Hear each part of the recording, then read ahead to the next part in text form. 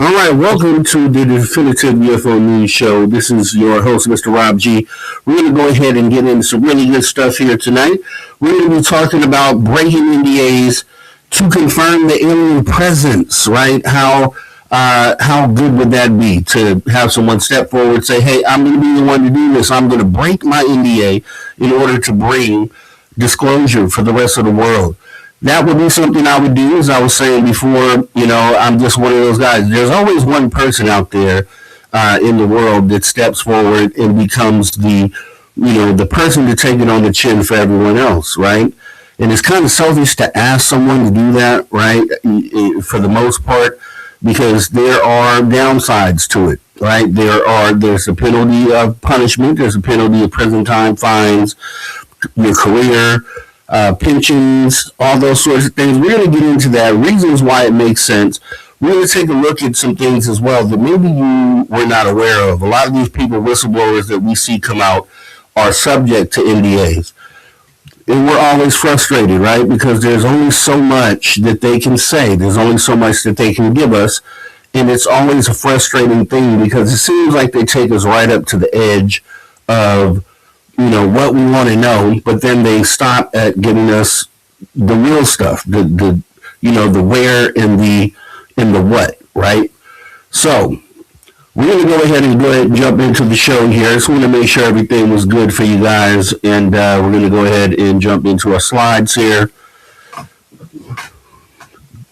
All right, Definitive UFO News Show with me, your host, Mr. Rob G. Breaking N.D.As for humanity's sake. I think it's worth it. What do you guys think out there? Let me know.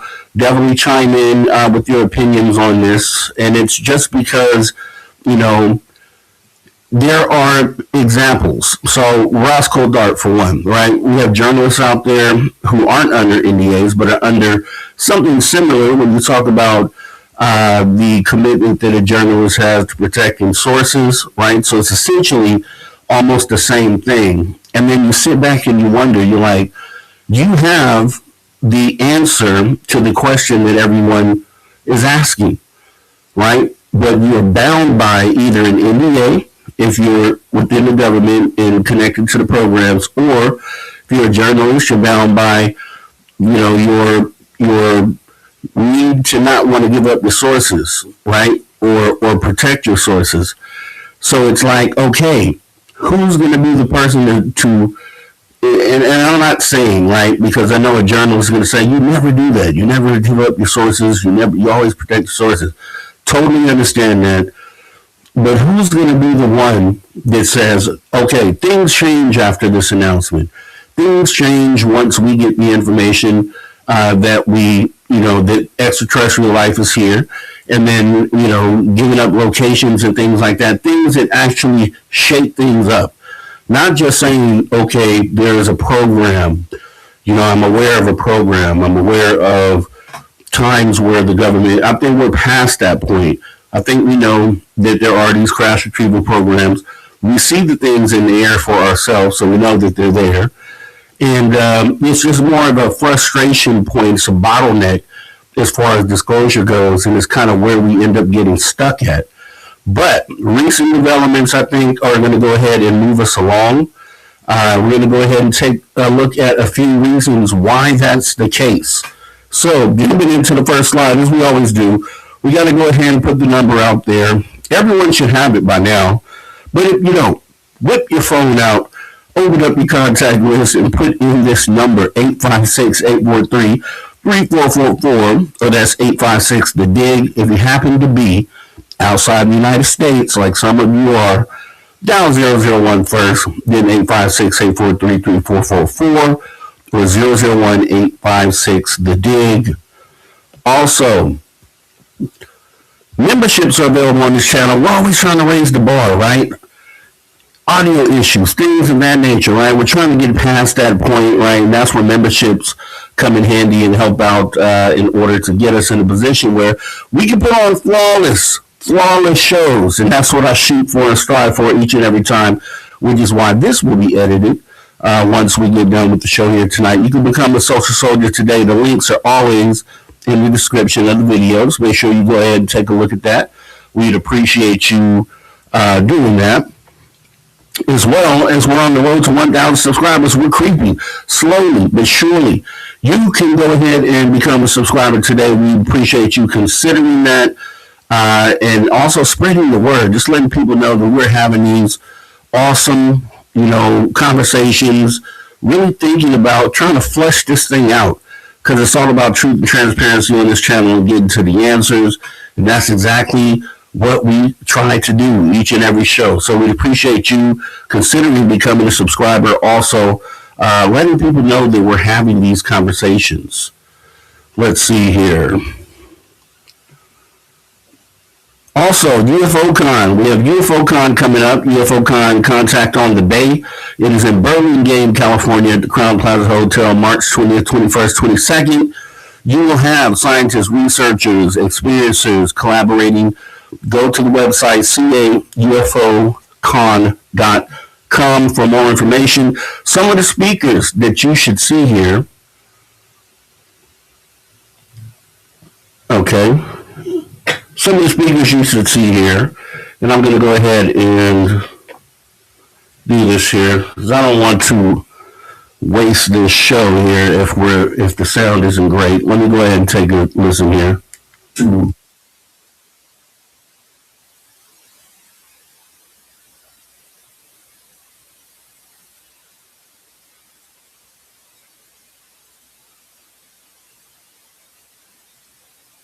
All right, I think it might be a microphone issue. I'm going to turn my mic way down. Is that good? Tell me if it's good.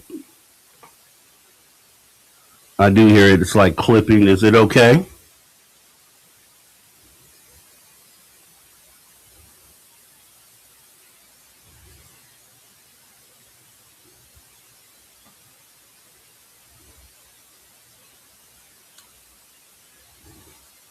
Okay, thumbs up. It's okay. It's no longer buzzy. Okay, just want to make sure. So, as I was saying, okay, great. Okay, contact on the Bay, UFOCon.com 2026.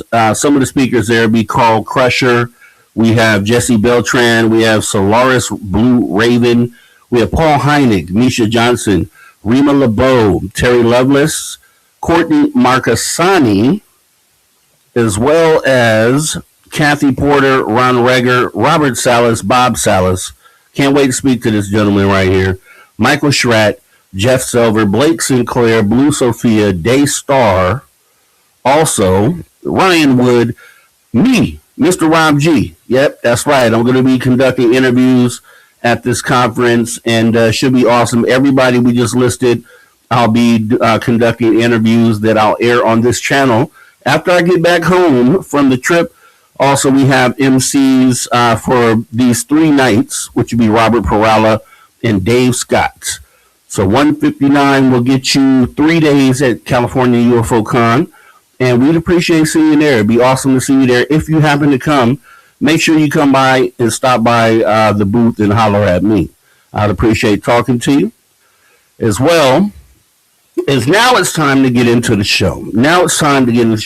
Breaking NDAs to confirm the alien presence. Is it worth it? I've had debates with a lot of people about this. There's people who kind of stick to the side of, hey, if you sign the NDA, you don't break it. And I get it, right? National security, protecting government secrets. I'm all for it. But when it comes to the extraterrestrial presence, it's a little bit different, right? And we're going to get into why that is the case. So, starting here, the problem with UFO NDAs. Here are some of the problems that I went ahead and listed with UFO NDAs. So, the thing that we all know, the skies aren't classified. They are not classified. So right there, because the skies aren't classified, there should be no way that you're able to put an NDA on anything related to the extraterrestrial presence. I mean, what makes you think that you are in a position to even attempt to do that? Like, what about it are you able to classify, right? And I think we can get into the details on why they classify this stuff, or at least attempt to.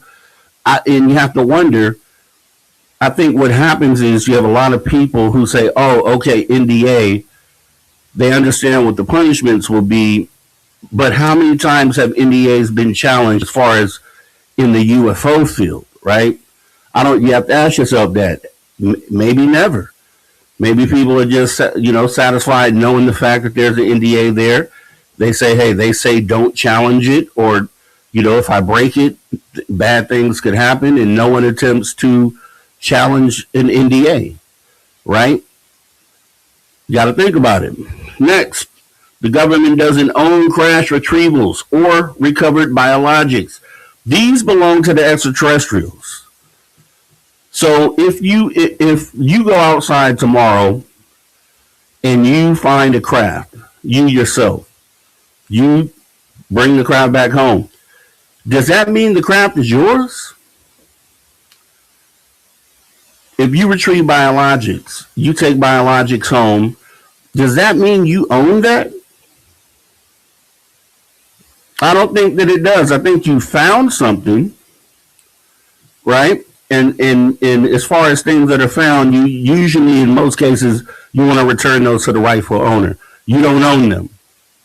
You found them, right? So I think, when we're looking at how could you take something that isn't yours and then classify it and make people sign NDAs behind the fact that they touched it or were in the same room, with this material. Blows my mind. Another problem with NDAs. The government shouldn't be able to classify information obtained by observations in space by NASA. Right? So even though we're to believe that NASA is a public-facing agency, and it's supposed to be all about transparency, which is why they have the website up. They have the 24-hour cameras on at the space station, being fully transparent, right? Until they see something weird and shut the cameras off, right? So the government you shouldn't be able to classify anything that's seen out in space, right? So if someone attempted to include these sorts of things in an NDA, you would think that if someone challenged it legally, that there should be a way for you to separate, actual government secrets from things that you learned about the extraterrestrial presence. It doesn't make sense how you could take a hold of something that's open for anyone to see at any time. If we have the ability to put something in space as individuals, then maybe we'll get to that point where it's like Elon Musk just putting up, shooting things off into space all the time. Maybe regular human beings like ourselves will be able to do something like that. Shoot a camera up there, right? It's the same thing. So it's like, how could you, because you took the pictures on government cameras, right? It's and I'm sure, and we're going to go over some of the details why they actually have these things. So I'm kind of just shooting out there why it doesn't make sense that they should be able to do this initially. We're going to get into some of the actual documents here in a moment. Black projects and anything else paid for by taxpayers equals owned by the people. So in essence, when you think about it, those cameras and the equipment that kind of captures this data is paid for by taxpayer money, which means we own it as citizens. So how can you put it in and I understand. I'm just, I'm just kind of going over the basics. I do understand why, but really on the base level doesn't make sense is really what I'm trying to say here. If it's funded by taxpayers, if we're paying for it, if we don't pay for it, they don't have it, right? So how can you classify it? How can you make someone sign an NDA saying that they won't talk about it, right? And it's all for adversarial purposes, really, because they don't want the adversaries to know what we have. But then at the same time, that means humanity loses out on something that should be open information. And then lastly here, if the United States was or is a corporation, the people, us, should be members of the board, right? If you're on the board, you should have that inside information, right? If we fund it, if the United States was a corporation, we would be, all of us, members of the board, which means we should be open to more information than they're willing to give us. And really, it's a slap in the face if you think about it. They're like, hey, let me take your money. We're going to spend it on this. And we're just not going to tell you about it. We're not going to show you anything. We're not going to tell you about it. But keep giving us the money, and we'll keep doing that. We'll keep building these things and you know, keeping these secrets, and we just won't tell you about it, right? On the base level, it's a disrespect, truthfully. It doesn't make sense that they're able to do that, right? But they are. So, moving on, we're going to get into national NDAs. So I had an example of a UFO NDA. Examples of a UFO NDA. This is essentially what is being signed by some of the people in these programs, some of these people who have access to these off-world vehicles. And I'm going to read some stuff to you here. So here's a detailed example of a UFO-related NDA. I'm going to read off what it looks like, the wording, the verbiage, and then we'll get into some other things here in just a moment. So, non-disclosure agreements, or NDAs, for UFO or unidentified anomalous phenomena are typically standard government forms used for classified national security information, as UFO data often falls under classifications governed by Executive Order 13526. There are no publicly available UFO-specific NDAs that we can view, but the United States government's form titled Classified Information Non-Disclosure Agreement is the primary form that's used where the individual is granted access to the sensitive programs. So the way it breaks down, Classified Information Non-Disclosure Agreement SF312, an agreement between government employee and the United States.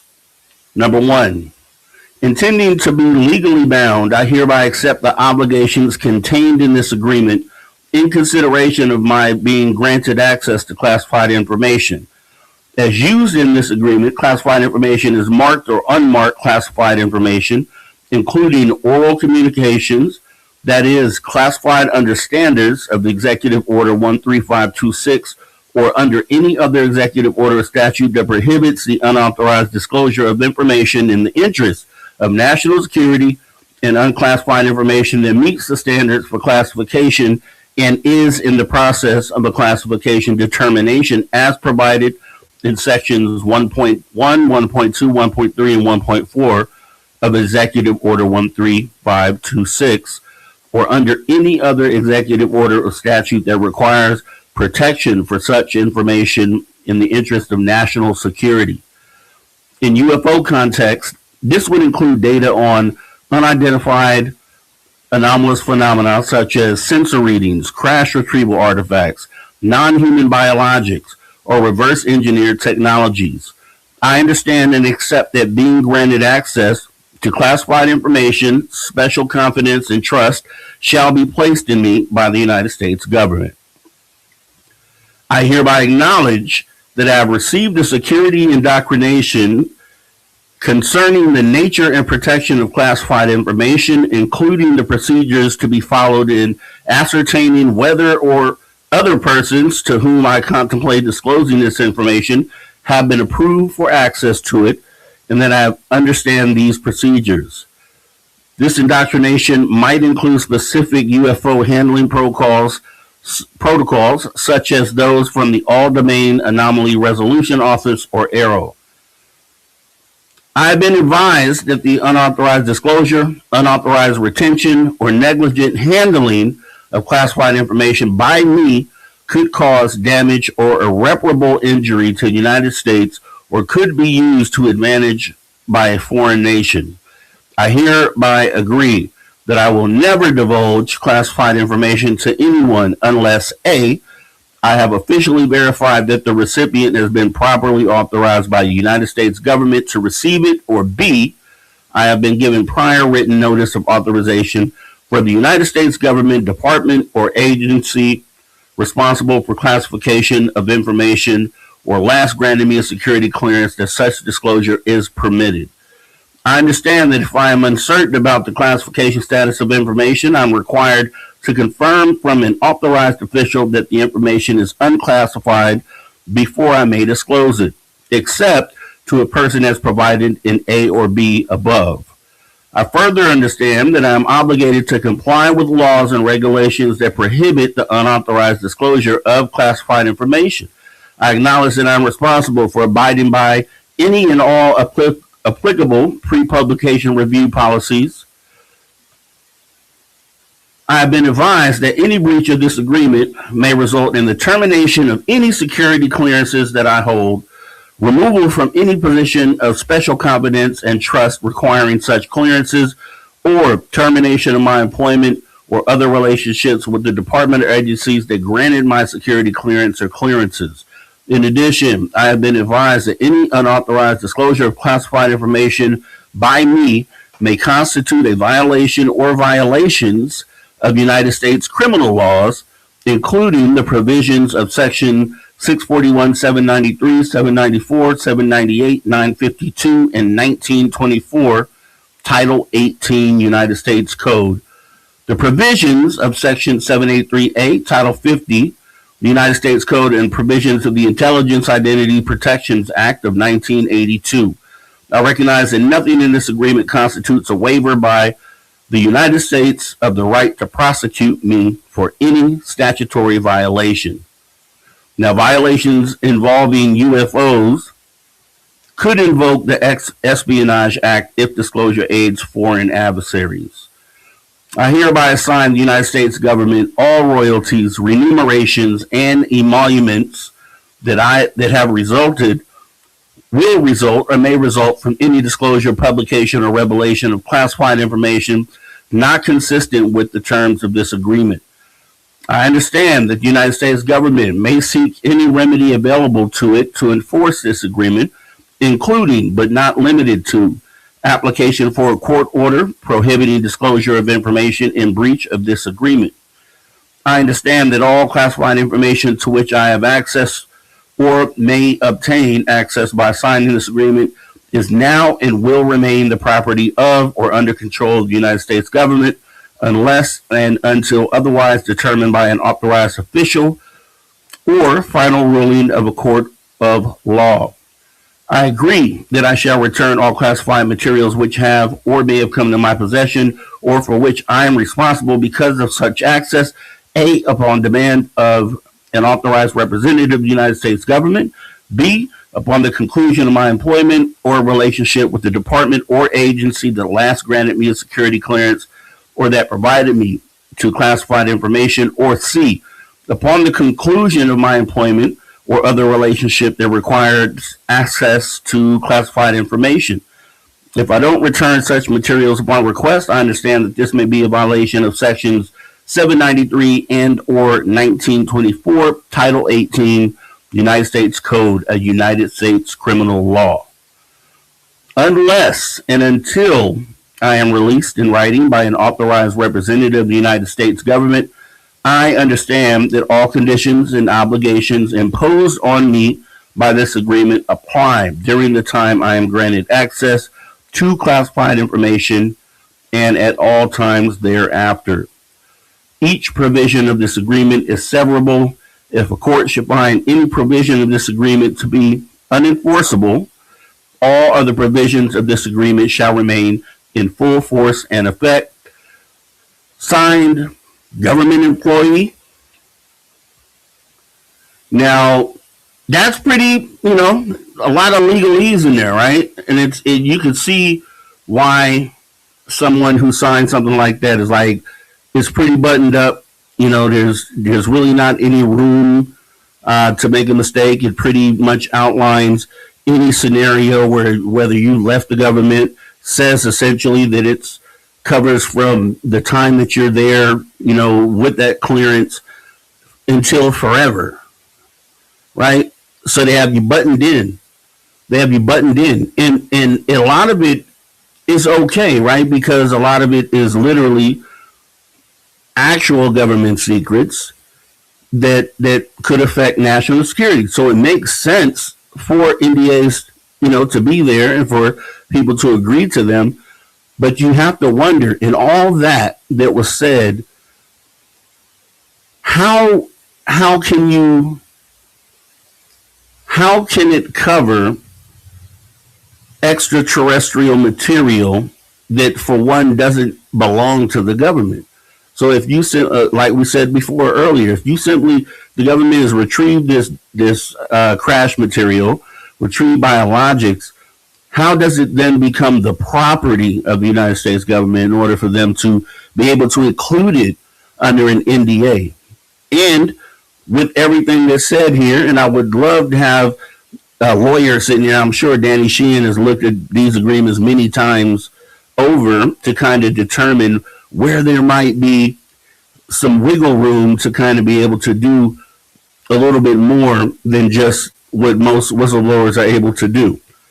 Now, I think what happens is, and you'll see later on here, as I have a little bit later on, you're going to see that there are challenges that you can make towards these NDAs. There are certain things that you're obviously still running a risk. If you breach the NDA, you're subject to the things that they've listed, but there are still things that if you were to go to court over a breach, where you might have some wiggle room to fight back and maybe be protected. And the thing with that is that as time goes on and as more things come out, it kind of changes the way that the NDA would work, right? So I'll give you an example real quick, but we're going to talk about it in a moment. Like early on, before there was anything out there, any confirmation from any government entity at all, any previous government employee, this would be rock solid. There would be no wiggle room. As time goes on and things are brought to light, like for instance, the videos that come out with the UFOs, right, from the government, once classified, but once they come out, then they're in the public, then all of a sudden those are things that could be talked about. And you can't take that back. So as time goes on, there's different situations, even though the NDA is still the same, but you have room for arguments and you have room to discuss certain things depending on things that happen in the future. So I'll explain that a little bit more in just a second here, but moving on a little bit here. The problem of overclassification. So this is what I wanted to kind of point out here. I think we all know this. This is something that's a common topic here when trying to get to the facts on the UFO secret here. In areas like unidentified anomalous phenomena, UAP or UFOs, overclassification has been criticized for suppressing non-sensitive data, like videos or reports previously released as unclassified, hindering scientific analysis, congressional oversight, and public awareness.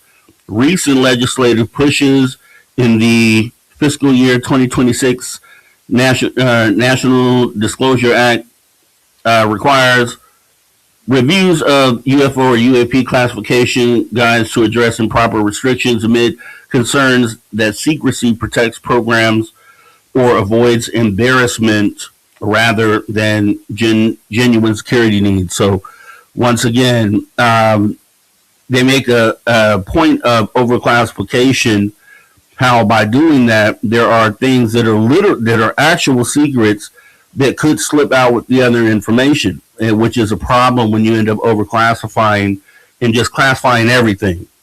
because everything can't be classified, right? And I think we'll find out in the end, once some of this stuff comes out, that they had no right to actually classify the UFO secret, right?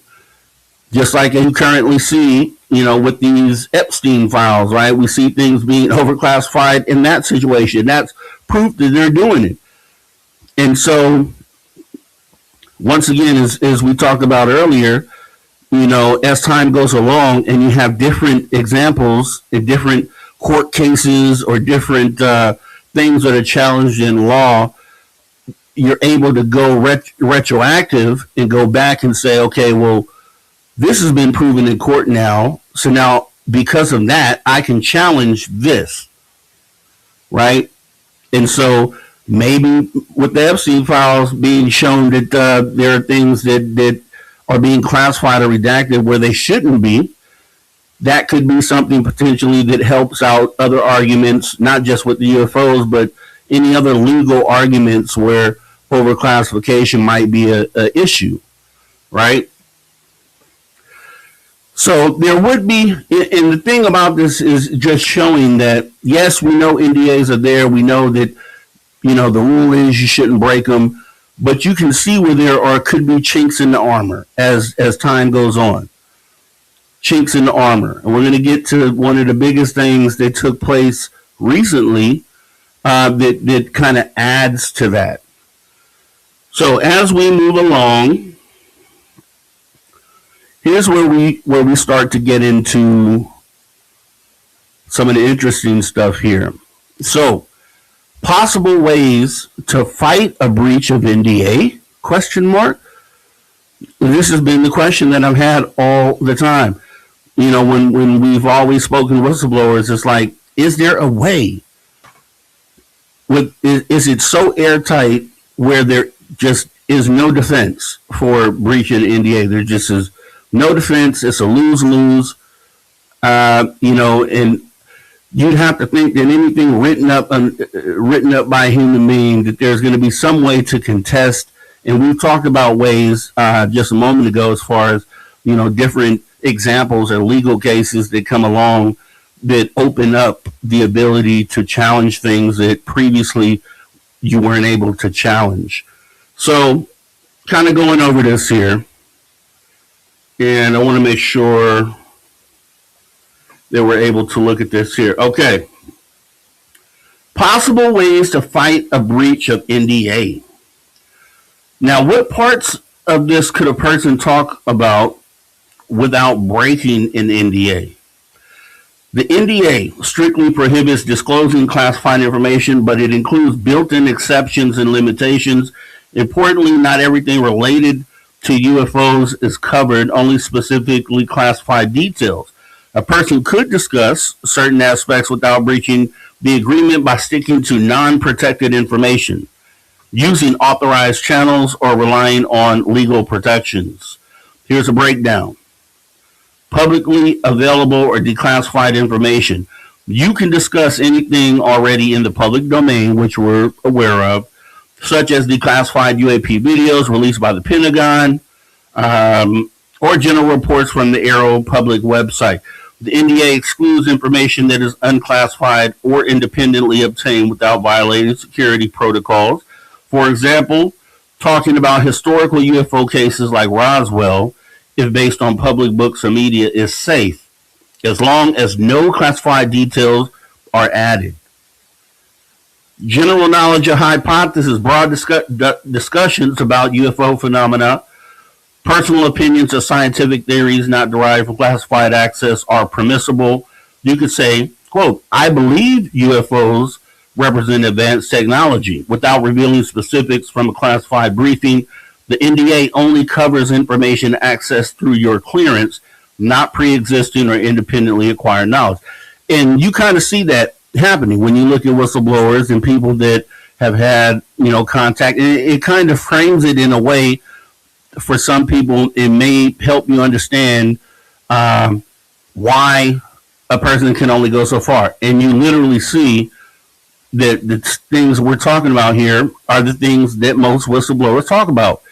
Their personal opinions, what they believe, but not necessarily giving us the information that we want. But they're kind of abiding by what they can do according to, the N.D.A. Authorized disclosures, per paragraph 3, you can share with properly cleared individuals, colleagues in the same program, or after obtaining written government approval.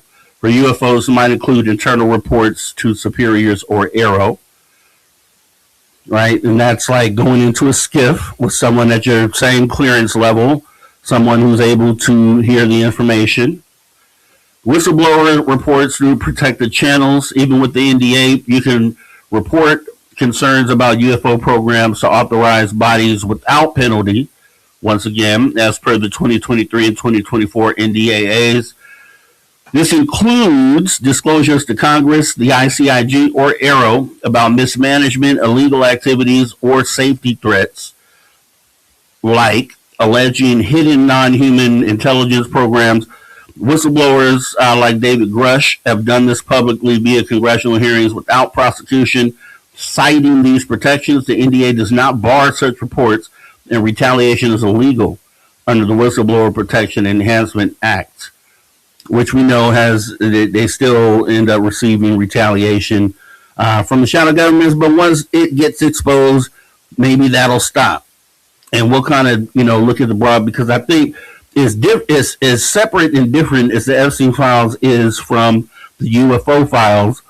I think it's still, when you go up that chain, I think you probably start seeing some of the same people at the top of that chain when we talk about the people in the background controlling things.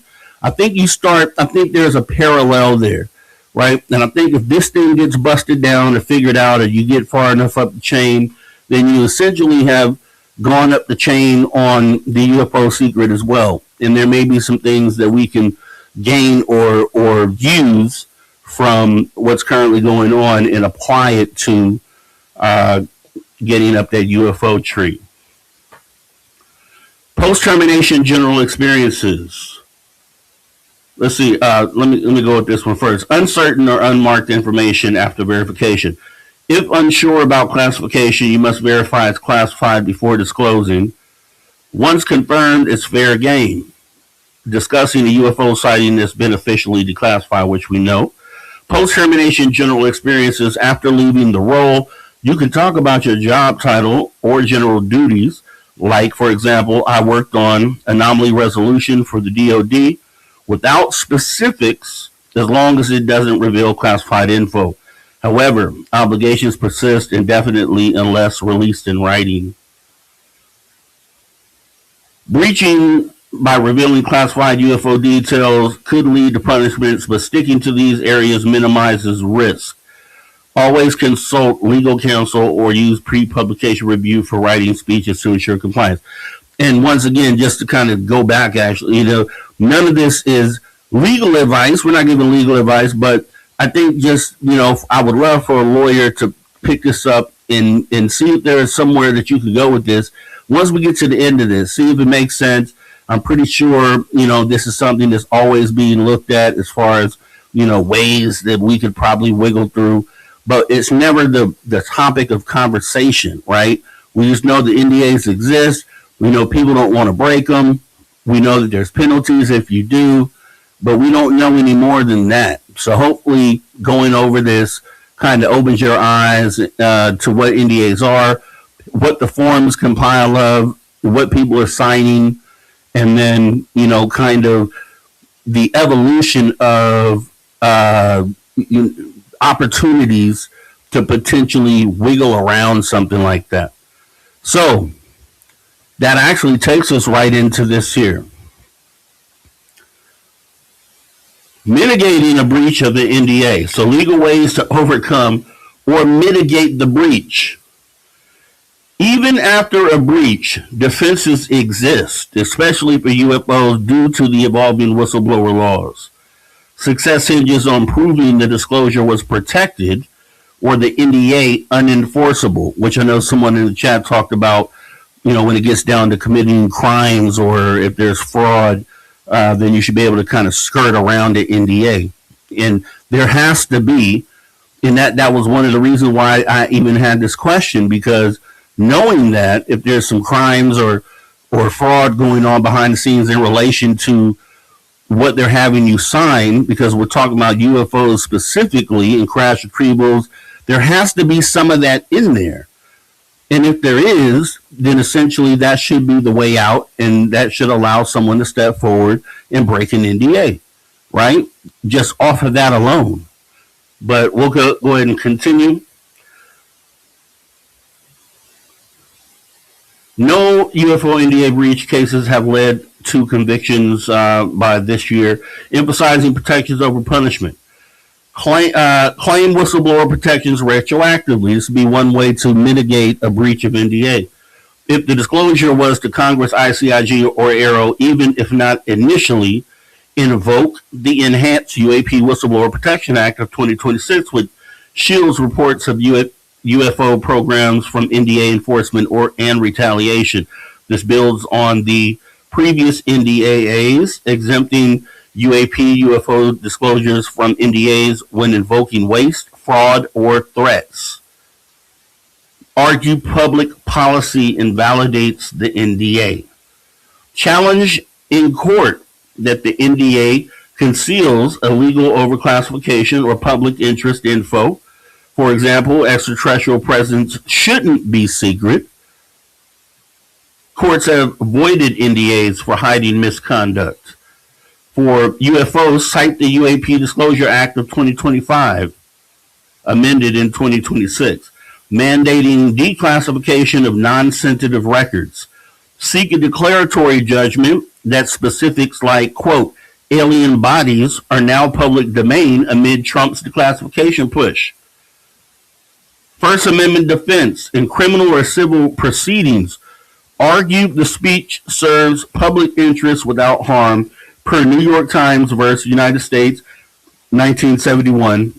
UFO advocates like Lou Elizondo, featured in UFO documentaries, has disclosed without charges, emphasizing transparency over secrecy. File for judicial review under the APA if penalties are arbitrary. Seek declassification and immunity. Petition ARROW for retroactive declassification. The 2026 N.D.A. Act offers use or quote, transactional immunity for UFO-related testimony to Congress or DOJ, potentially barring prosecution if evidence is independently sourced. Administrative appeals and settlements. Appeal revocations via DOHA. Many are reversed if no intent to harm. Negotiate settlements as agencies prefer avoiding trials exposing UFO details. In extreme cases, this is international or asylum options. In extreme cases, flee abroad like Snowden. But this isn't legal overcoming and risk extraditions. So, just kind of talking through it, right? Just some ways that you could potentially say, if you were the one out there that said, hey, I'm going to be the one to go ahead and step out and release this secret. I don't understand why, I have to be silent about this. I shouldn't be silent about this. It means too much to the world. The world is in a crazy place right now. I'm tired of it, and I want to be the one to go ahead and step out there and make this change, right? And you would hope that that information, if it was pertinent enough or expose the UFO secret, if you had the key to actually exposing it, not just giving some information, but really cracking this open, like knowing locations, names, and you said, okay, I'm going to go ahead and just name names, and I'm going to go ahead and name locations publicly. We're just going to go out here and say this, that there may be some options for you to fight back legally. Right? You might lose, but at least you would have some options to potentially fight back. And as I said earlier in this whole presentation, as more information comes out from the government, it opens up more ways for you to fight back on the NDA. It allows you to challenge more aspects of an NDA.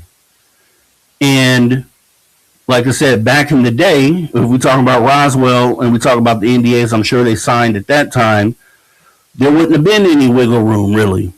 There was no one coming out admitting things, there were programs, and that initially, that there were programs and there were retrievals in bodies, except for the report in the Roswell newspaper. But outside of that, an NDA would have been pretty airtight at the time. But as time has gone on and more information has come to the public domain, it does open up arguments for you to potentially fight back against the NDA. And it's just, it's just evident. So with that being said, we're going to actually get into this part, because this is where I think it got a little more interesting, right? So, as everyone knows, President Barack Obama, we talked about this on the last show. He came out, he was asked about UFOs. And I want to go ahead and play that real quick here, because it's pertinent to what we are talking about here. So let's take a look. Barack Obama, out of nowhere. Are aliens real? They're real, but I haven't seen them, and they're not being kept in what is it? Area 51. Area 51. There's no underground facility, unless there's this enormous conspiracy, and they hid it from the President of the United States. Dr. Greer, did you believe him? Well, this is the briefing document that was given to him in 2009. It was actually given to John Podesta, who was his senior advisor at the time, and then later ran Hillary's campaign. And it had great detail in it. Now, how much of it got to him directly? I never met with Mr. Obama directly. He did indicate that he knew there was something there, but he was never read into it, meaning this is what I discovered when I briefed the first presidency director I briefed, which was Bill Clinton in 1993. They were desperate to find information on this, and they were blocked. I think the public and the media need to acknowledge that there are some criminal elements to the secrecy that's gone on for at least since the late 1950s. And so I think Mr. Obama never was fully read into it. And that's why he says, I didn't see anything. Right. But was he given information? Yes. Okay. Dr. Stephen Greer.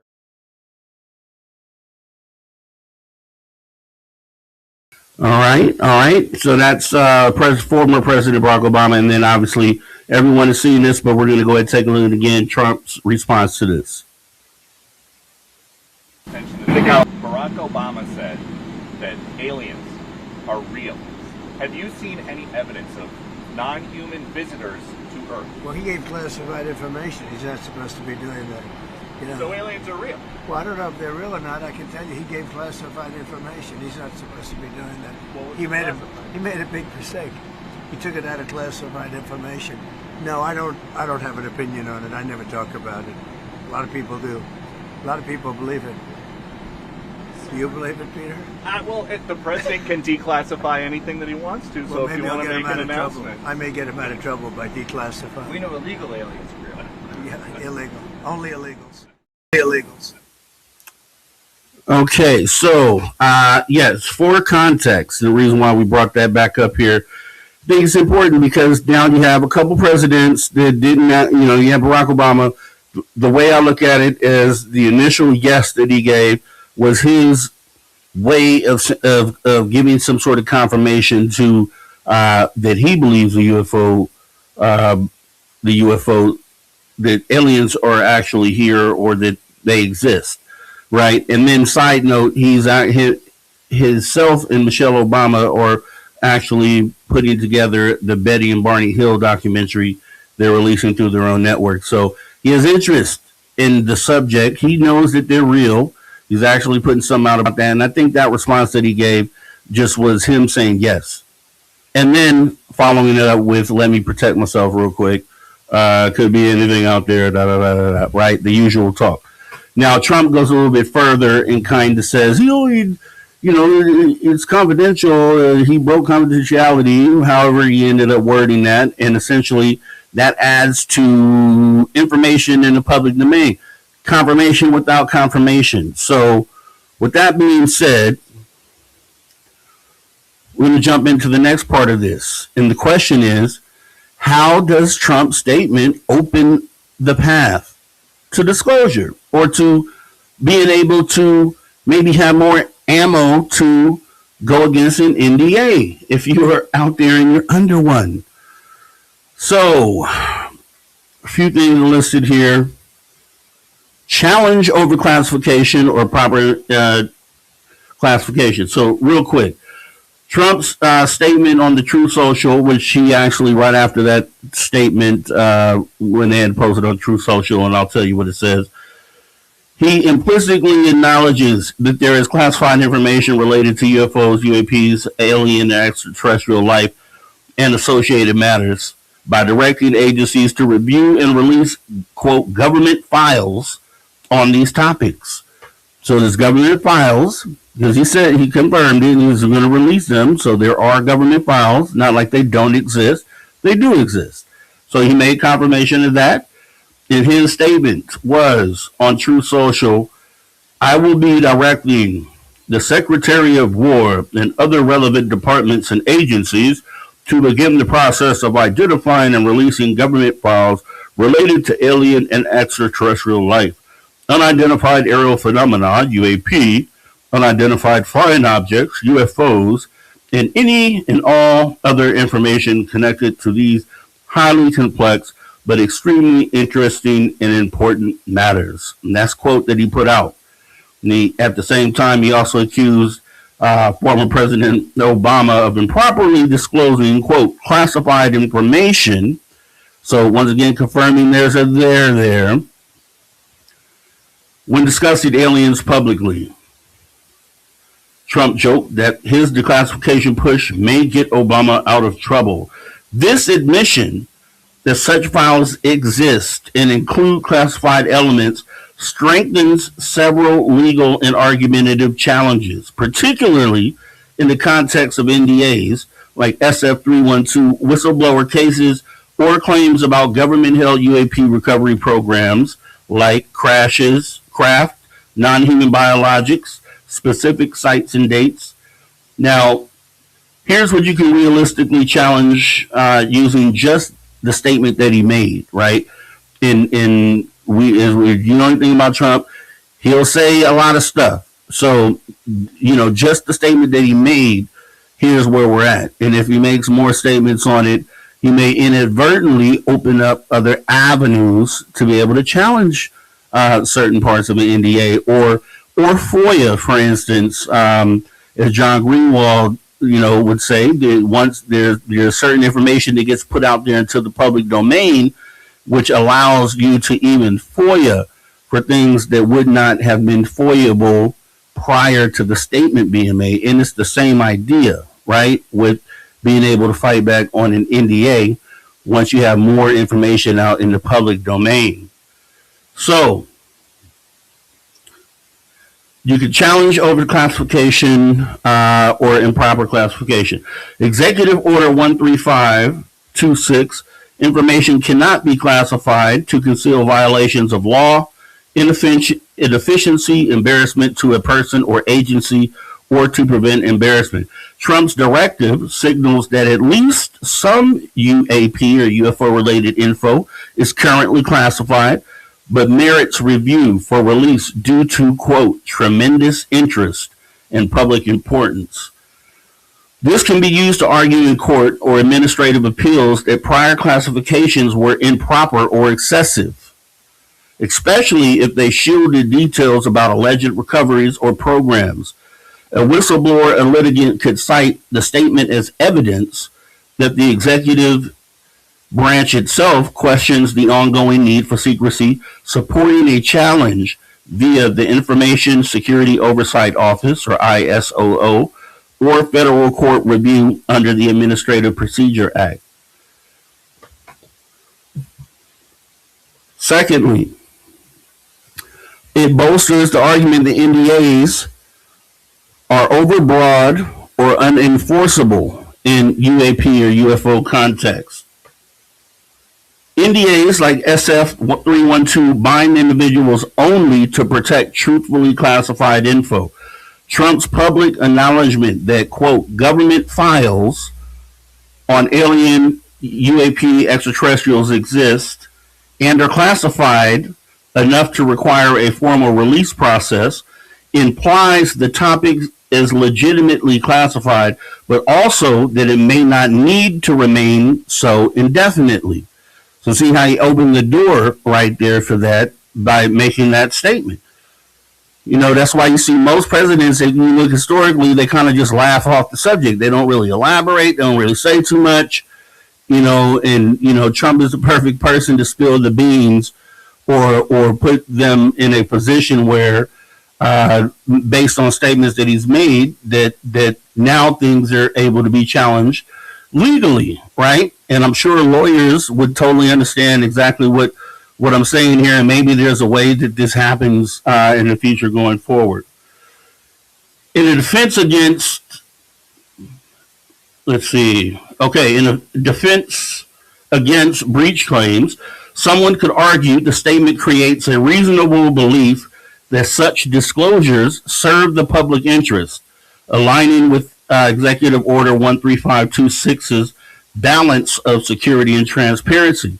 It weakens government positions that all UFO talk is inherently harmful, potentially aiding injunction requests or declaratory judgments that certain N.D.A. clauses violate public policy when applied to extraterrestrial related info, which gets us more to where we're talking about. Like, this stuff is not harmful to national security, and it is not information that should be classified to begin with. So the more and more statements that you make will kind of prove that point. If you're up to releasing it and it's something that you feel as the executive should be released, then it shouldn't be classified, right? So that's essentially where we're at. So also support, let's get to the next one here. Support public interest, First Amendment defenses in disclosure cases. This statement heightens, quote, public interest in the topic, which courts weigh heavily in free speech cases, like New York Times versus United States presidents on prior restraint. If someone faced punishment for prior disclosures, for instance, claiming recoveries of craft bodies, they could point to Trump's words as executive recognition that the matter is, quote, extremely interesting and important, justifying protected speech or retroactive good faith defenses. It also indirectly supports whistleblower channels like to Congress, ICIG, Arrow under N.D.A.s. As the president is now pushing transparency, making retaliation claims harder for agencies to sustain.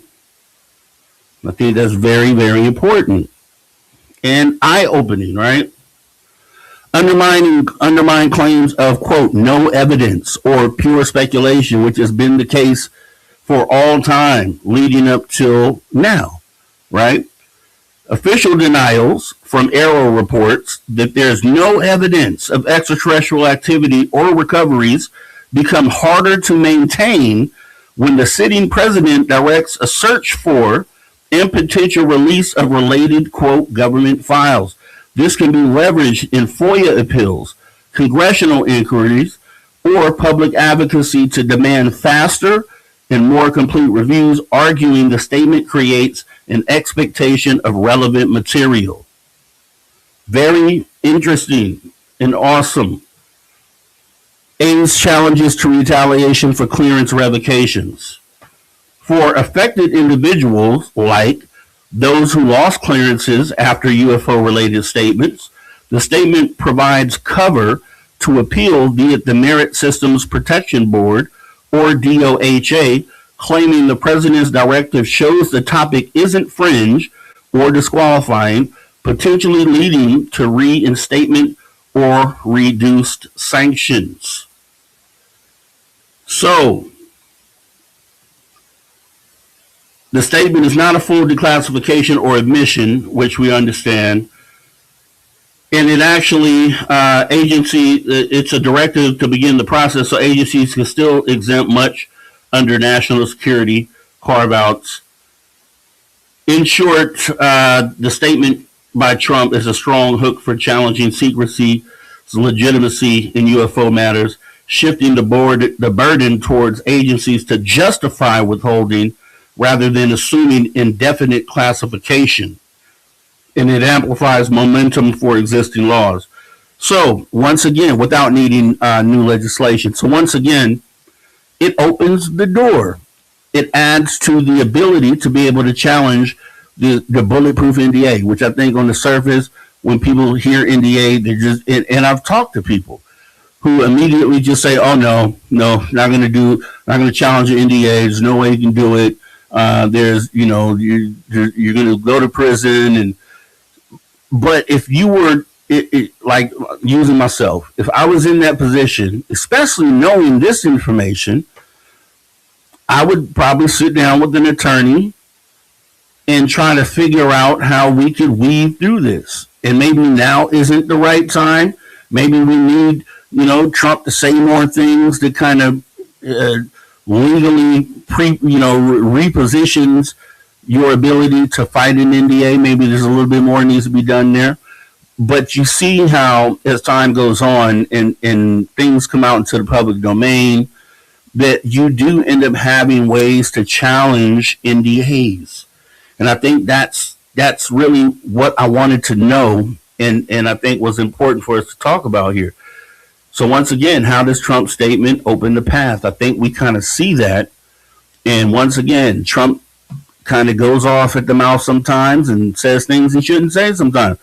So hopefully he does a little bit more of that in relation to UFOs to put us in a position to be able to have someone that feels comfortable enough to have enough ammo to potentially know that they have room to challenge and puts them in a position more to maybe say, hey, I'll take the chance and step out and say what I need to say.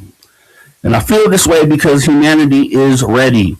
Sticking to N.D.As to, quote, protect national security, which is the auspice that they use, could selfishly expose humanity adversely and end up turning into a breach of our global security.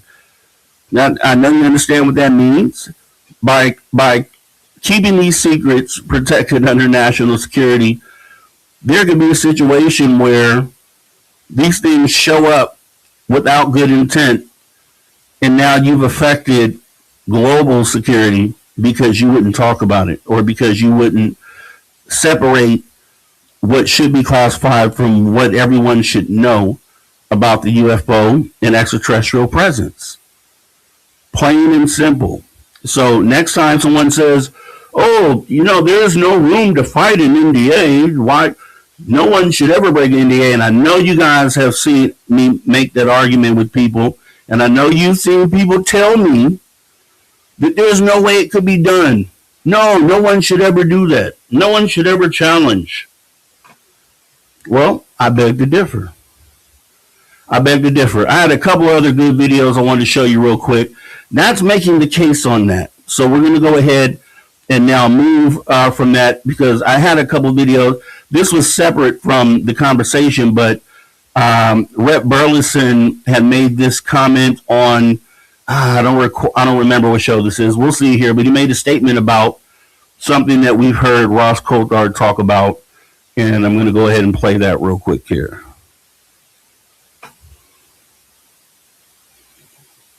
Right about now. It's not in this country that is so large it cannot be moved.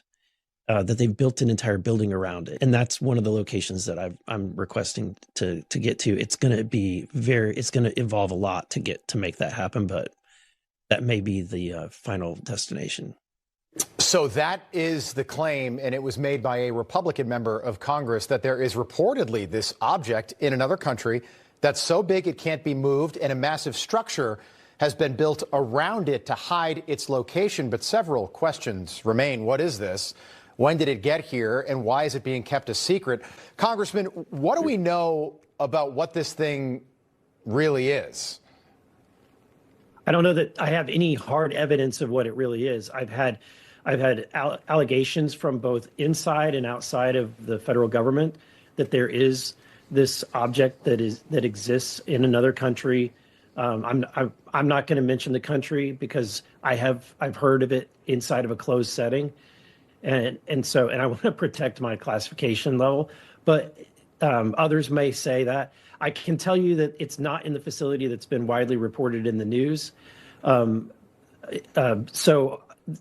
I have been receiving reports both inside and outside of people that have worked in the federal government that there is the potential that this exists. Okay. Dr. Greer, you have said publicly that this is outside Seoul, South Korea. Is that accurate? One of them. Now, remember, I have debriefed almost 800 whistleblowers who've had direct involvement with this. One of them was with the Pentagon for about 8 years as a very senior investigator and had baseline clearance across 18 black project, unacknowledged special access projects. He specifically knew of the one in the mountains outside Seoul, South Korea. It was so huge, they had to build a structure around it. And he was read into this in between 2002 and 2010. Okay. So it had been there for some time. Now, I also know there are others that have been brought down in other locations. And if they're over a certain size, they're very, very hard to move. Imagine if they're bigger than a football field. And you're not going to put that on a semi. So it becomes logistically impossible to move it. And then in the United States, we know where there are some others, such as near Fort Sill, Oklahoma. There's a smaller one. They built a SCIF, a facility around that one. We have its location. So I know that the congressman can speak, to what he's limited, but because I'm a private citizen, I can discuss these. Congressman, are you referring to the location in South Korea? I can't be specific to that location. But there are wide reports. What I can say is that I've seen articles that have pointed to a specific building, and from what I've been told, that is not the facility. Wait, can you explain why we can't? You're trying to get permission, I assume, from our government and another government or somebody with another country to go visit whatever this thing is. Maybe it's a spaceship, maybe it's nothing. Why can't we talk about where it is? I don't get that. Again, because of the information was gathered inside of a classified setting on my behalf, what I can tell you is I have been trying to get access to even locations that reportedly have craft that are being reverse engineered, that are even close to Washington, D.C. And I'm having a difficult time getting access to even those facilities that are just within a few miles from my office in Washington, D.C. So to try to attempt to go to another country and get permission at that level is going to be somewhat insurmountable. But it doesn't mean that I'm not going to continue to try. It seems like the White House is, at least on some level, behind disclosure. We'll see where it goes throughout the next 3 years. Why is there so much resistance to your request, Congressman? A lot of it is turf. You have all of the different agencies that protect their information, and it's guarded like it's some kind of commodity. You have committees that protect their turf as well. So if you're not on the right committee, then oftentimes you're turned down, and sometimes there's multiple committees that have jurisdiction over a topic, and they love turning each other down. So the very nature and the difficulty of the red tape system within the bureaucracy of Congress is something that's very difficult to navigate. Dr. Greer, why can't this thing be moved? We can move mountains as a society. Why can't we move this thing? Well, it was my understanding it was way too large to move. And remember, how large? Can you just any idea how large? Hundreds of feet, and some of them have been in the thousands of feet across. And are we talking about a spaceship? Yes, definitely. In this case, the one I'm referring to, and there's some others. And the other problem is you can't just chop them up, because I know people who have been on crash retrieval teams with an acetylene torch, a high-powered laser, a diamond tip saw. You cannot cut through that material. It is so specialized and it's so hard. How long has it been here, Dr. Greer? Sorry to cut you off. How long has it been here? Do we have any idea? He didn't know that, this particular whistleblower, so I don't know it. He indicated it had been there for quite some time. All right, so Rep Burley's talking about the UFO that's so big Say what Ross Coulthard was talking about. Now, if you remember on the After Hours show back in September, Drew and I kind of went over this alleged location where this UFO was, and it was the South Korea location, which is the one you heard in reference, which ends up being a radar. Essentially, it's an actual radar. It is round, and from the air, it looks weird. You know, it definitely is the shape of, I guess, a UFO.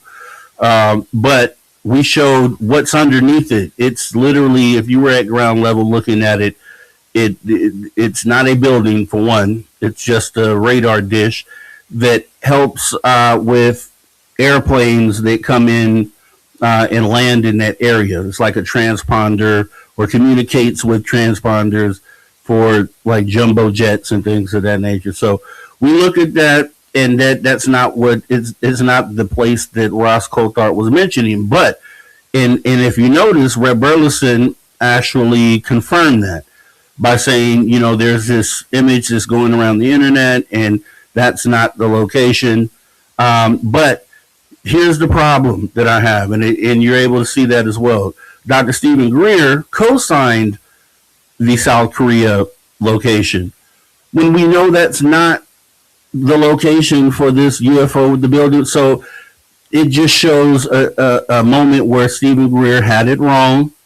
I'm not saying he's always wrong, but where the evidence has already been looked at, and everyone knows that the South Korea location is not where this UFO is located. But Stephen Greer is pushing the narrative that it is one of many locations where they have built. And so it just, credibility just ends up, you know, leaning against credibility issues. And, you know, he shouldn't have co-signed that. He should know just as well as everyone else knows that that's not the location. And I think that kind of just hurts his credibility a little bit. Rep Burleson did as well during that conversation. He just kept it real as well. And I wanted to make sure that we showed this, because there are a few people in Congress that really want to get down to getting this uncovered. And I believe this is part of the same interview, but this is, I just felt he kept it real on this. So let me go ahead and bring this up here. To visit this spaceship, what do you do with that information when you get back? Well, look, if I come under any hard evidence, whether it's physical or video evidence that is absolutely definitive, while I'm going to do what I can to protect our national security and our nation's interest, I will not hold back on telling the American people that we are alone or not alone in this universe. Okay. That is something that no government has the right to withhold from its people. I think a lot of people agree with that.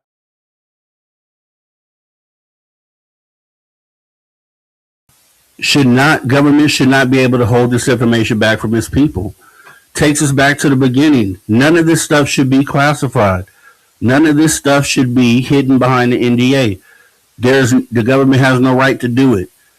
But even if that document is legally binding, if you're just now coming in, go back, rewind the show. There's hope for people that are locked in the N.D.As to potentially at some point, hopefully in the near future, to be able to find some wiggle room around an N.D.A, or at least be able to, take the chance to challenge it in court legally. And I definitely want to thank Kim Jellin for your awesome support of the show here tonight. Kim Jellin, fantastic work as always, Mr. G. Also a most excellent chat. Yeah, the chat is awesome as always. And that's what I'm saying. The community here, even though we're on some slow growth, it's people that, want to get to answers. They want to find the truth and transparency in the information that's out there, and like to, have conversations that kind of exercise your mind. Because I think if we all did that, and we all did that together like we're doing, then we'll end up getting closer to those answers. So definitely appreciate that awesome support here for the show.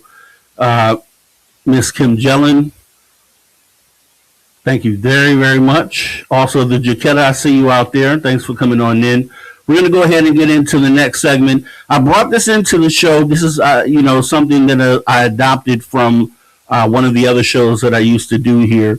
And this little segment that I call Science Fiction to Science Fact.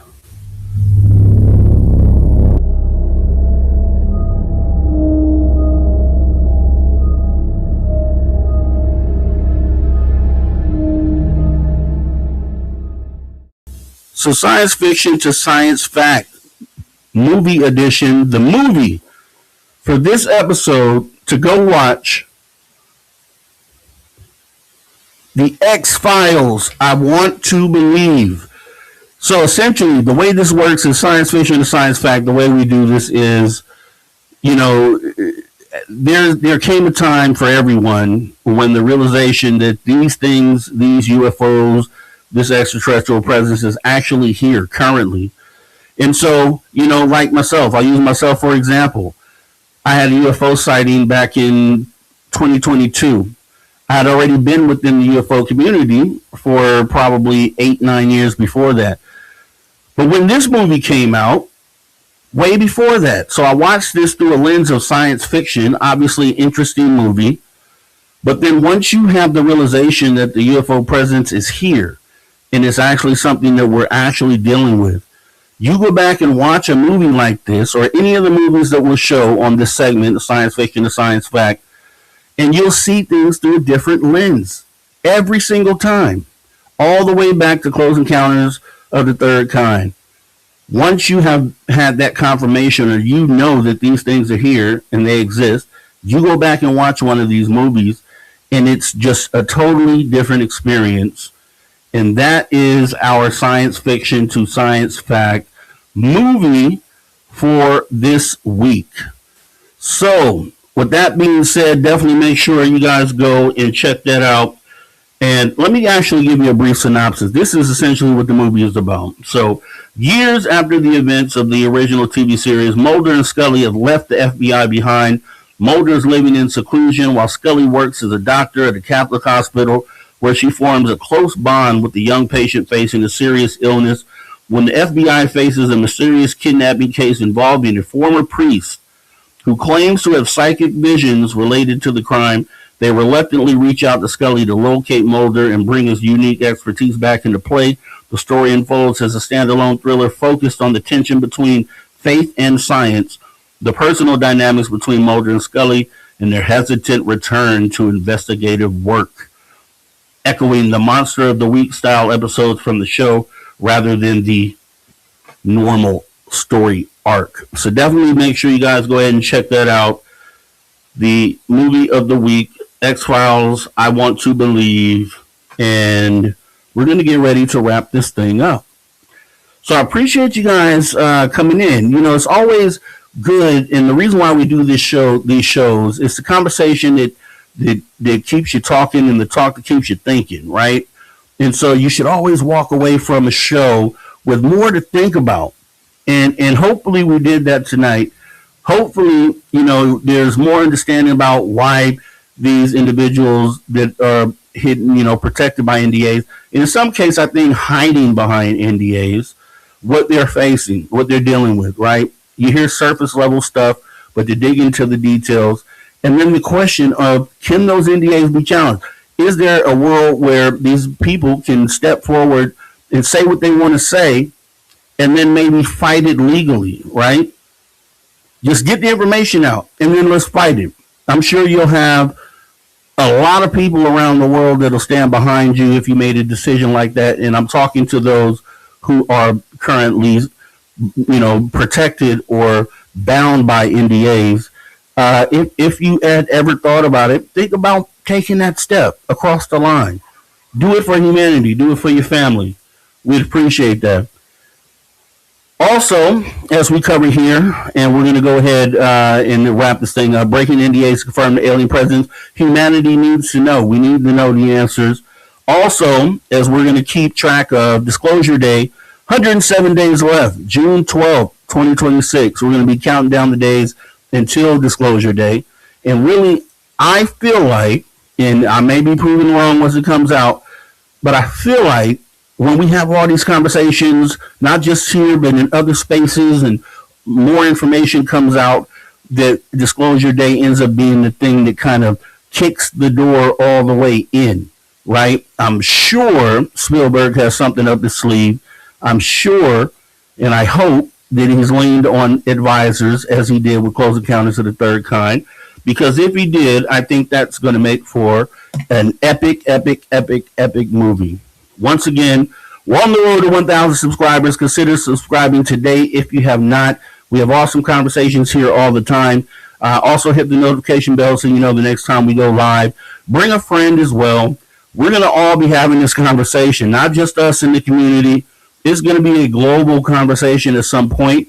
So you might as well bring that person in now. You let them know, hey, this is something we're going to talk about, whether you like it or not. So let's jump on in and start trying to think through this and maybe get some answers, hopefully, is what we're trying to do. So we'd appreciate you guys subscribing, bringing a friend as well. Sharing this on social media would be helpful. TikTok, Instagram, Facebook, X, wherever you take part in social media. It'd be awesome if you hit the link to share and then posted this in your social media. Totally appreciate it. Kim Jellin says subscribed, and we do appreciate that, Kim Jellin. Thanks so much again for your support here tonight for the show. Awesome stuff. I'm going to be posting some new shows soon. Also, going to be working behind the scenes. I just knew we were going to get into this show without any audio issues, but they cropped up. So I'm going to work those things out and edit this video. So we will be back doing the same thing here soon. Once again, memberships are available. It's another way that you can help support the show and help us get off of the program that I'm using so I could use a different program to go ahead and do these streams, because I don't like, putting on the show. I'm all about presentation, right? So I want it to be a great presentation, and I'm kind of limited by the software that we use here. So this is another way to kind of help raise the bar right here so that you're becoming a member.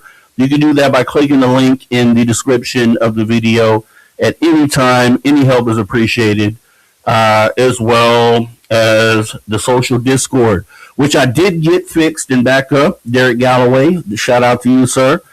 So you can join the Discord. Members from this community are in there 24/7, and you can just hop in, talk to other members of the community at any time, 24/7. So the link for Discord should also be in the description of this video. If not, it's on the community tab of the channel here. And lastly, UFO, or actually the phone number here. Once again, if you have a phone, which I think everybody does, open up your contact list, put in 856-843-3444. That's 856 the DIGG. If you're outside the U.S., 001 first, 856-843-3444. or 001-856 the DIGG. And I posted on the community tab as well that we have the call-in show coming back. So we'll be doing it Friday nights. If everything works right, then we'll run it this Friday, the call-in show. So that'll be an opportunity for you yourself to call in and talk about experiences that you have had. We're bringing it back, and brand new look and brand new swag, and we'll be jumping into that. So make sure you have this phone number locked, because this is the number that you would call to call into the show. Also, UFOCon, lastly, UFOCon 2026, Contact on the Bay, March 20th, 21st, 22nd at the Crown Plaza in Burlingame, California. You will see scientists, researchers, and experiencers collaborating, 18 or more speakers. Find out more at caufocon.com. Some of those speakers will be Carl Crusher, Jesse Beltran, Solaris Blue Raven, Paul Hynek, Misha Johnson, Rima LeBeau, Terry Lovelace, Courtney Marcassani, Kathy Porter, Ron Reger, Robert Bob Tallis, Michael Schratt, Jeff Silver, Blake Sinclair, Blue Sophia, Dave Starr, Ryan Wood, me, Mr. Rob G. I'll be conducting interviews of all these speakers here at this event over the 3-day period. So make sure if you can come, it'd be awesome. Also, the MCs for the 3 days will be Robert Perala and David Scott. 159 will cover you for the 3 days. You can find out more at caufocon.com. gmail.com. Also, the After Hours radio show. Yes, it's not gone. It's coming back right here on this channel. I have already Tom Reed set up. We're talking more, so I can set up a show for that. Once again, once these audio issues get worked out, we'll be bringing that show back. And outside of that, guys, fantastic show tonight. I hope you learned something. I definitely did. And I feel differently about N.D.As. I see things differently. We'd appreciate if you left a comment. Very important for YouTube. Very important. If you would mind, take a moment of your time, which I know is very valuable. Just leave a comment that says, it could be one word. It says, great. It was good. It doesn't matter. Just leave a comment. Let us know how you thought about the show. And it shows YouTube that there's interaction with our audience and the shows that we put on. So that'll be appreciated. Also, hit that like button if you wouldn't mind. Outside of that, I am getting ready to get up out of here. Thanks for posting all that stuff out there in the chat, Flat Sixer, all of the socials. And then Kim Jellin. Hey, congrats on the speaking engagement. I appreciate that, Kim Jellin. And here we go. Woo Rider DG. Rob, you ever want to help hand get some hard to get guests? Just holla. You got my number. I'm going to do that, Galloway, Derek Galloway, as we actually have that show coming back up. And I'm tweaking the format of the After Hours radio show. We're still going to be doing interviews, but we're also just going to do long form content as well under the same radio format. Everything's already set to go. We just have to get the streaming service in order. And I really want to move from this one to another one. So we're going to work out that in the meantime. But outside of that, I appreciate you guys all coming in, hanging out. Once again, share the show. Please share the show and bring a friend. And I will see you guys next time. Have a great rest of your night. You guys take care.